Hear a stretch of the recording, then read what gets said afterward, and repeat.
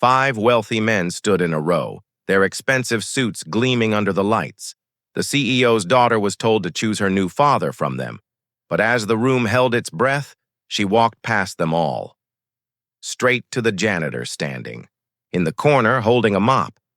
The ballroom smelled of money, polished wood, fresh flowers imported from halfway across the world, and the faint, cold scent of power. It was a room where decisions worth millions were made every day. But tonight, the most valuable decision wasn't about stocks or mergers. It was about family. At the head of the room stood Victor Dane, one of the richest men in the country. His silver hair combed perfectly, his posture sharp as the steel in his voice. Beside him, his teenage daughter, Emily, shifted uncomfortably under the eyes of 5 men in tailored suits. Each of them was rich, powerful, and hand-picked by Victor. "Emily," Victor said, his tone clipped, "you need a strong man in your life. These are the finest candidates. Choose your new father," gasps whispered through the guests. It was a strange, almost cruel spectacle, turning a daughter's choice of family into a public event. But to Victor, it was about control, appearances, and ensuring his legacy. Emily scanned the 5 men. Their watches alone could buy a house. They smiled, though their eyes looked at her like she was a prize to win.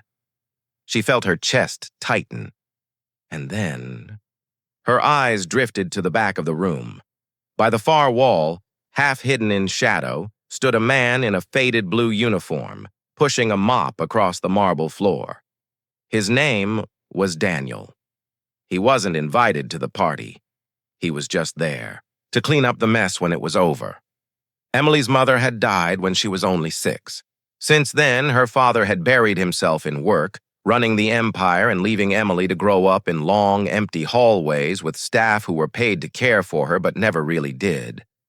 She had met Daniel 2 years ago after sneaking into the service corridors of her father's corporate building. She had been crying after a bad day at school, her designer dress stained with rain. Daniel had been sweeping the floor when he saw her. He didn't ask who she was or what she was wearing. He just offered her half of his sandwich and sat with her in silence until she stopped crying. From then on, she found excuses to visit the maintenance wing. Daniel never treated her like a fragile doll or a rich man's daughter. He treated her like a person. And over time, she learned about him too. A single father raising a young son after losing his wife to illness. He worked 2 jobs to pay for his boy's school fees. He carried his hardships quietly, without complaint. Now, in that gleaming ballroom, Emily saw the same quiet man, wiping the floor as if the drama unfolding didn't concern him. But to her, he was the only one in the room who had ever truly listened, truly cared.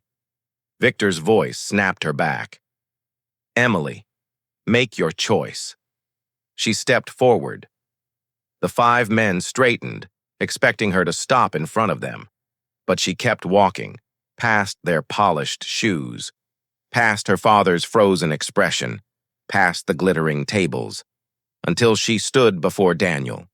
The room fell into stunned silence. Daniel looked up, confused, the mop still in his hand. "Emily," she smiled softly. "This is the man I trust, the man who's been there when no one else was." Her voice was steady, though her heart pounded. "If I'm to have a father again, I choose him." Victor's face darkened. "This is ridiculous. He's a janitor." The words were sharp, meant to humiliate. Laughter rippled from a few guests, but it died quickly when Emily spoke again. "You measure worth in money. I measure it in kindness. And he's richer than all of you in that." Her words struck deeper than anyone expected. Even the 5 wealthy men lowered their eyes. Daniel, still stunned, finally found his voice. "Emily, I'm honored, but—" "You don't have to say yes," she said quietly. "You already gave me more than anyone else here. You made me feel seen." It was then that another voice, cut in. From the crowd, an older woman stepped forward, the company's longest-serving board member. "Victor, I've been in business with you for decades, but I've never seen you look as small as you do right now. The girl's right. Character is the real wealth." A murmur of agreement rolled through the room. One by one, guests began standing, their eyes on Daniel, not with pity, but with respect. Victor's control over the room cracked. His daughter's defiance, the public support, the sudden shift in the crowd. It was more than he could override in that moment. "You measure worth in money. I measure it in kindness. The richest man in the room isn't always the one wearing the suit. Sometimes, the people who sweep the floor hold more honor than those who own it." Daniel set aside the mop. "I can't promise you the world, Emily," he said, his voice steady. "But I can promise I'll always be honest with you. Always care." She nodded, smiling through the tears. And in that silent exchange, the crowd understood.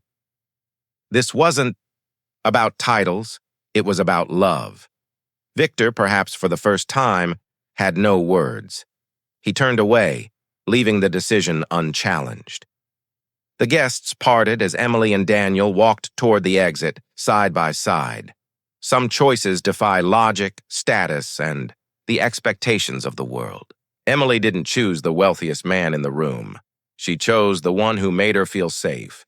And in that moment, she reminded everyone watching that the truest form of wealth is compassion. Where are you watching from? Share your thoughts in the comments, and subscribe to Still Tale for more untold stories that honor quiet strength and unshakable character.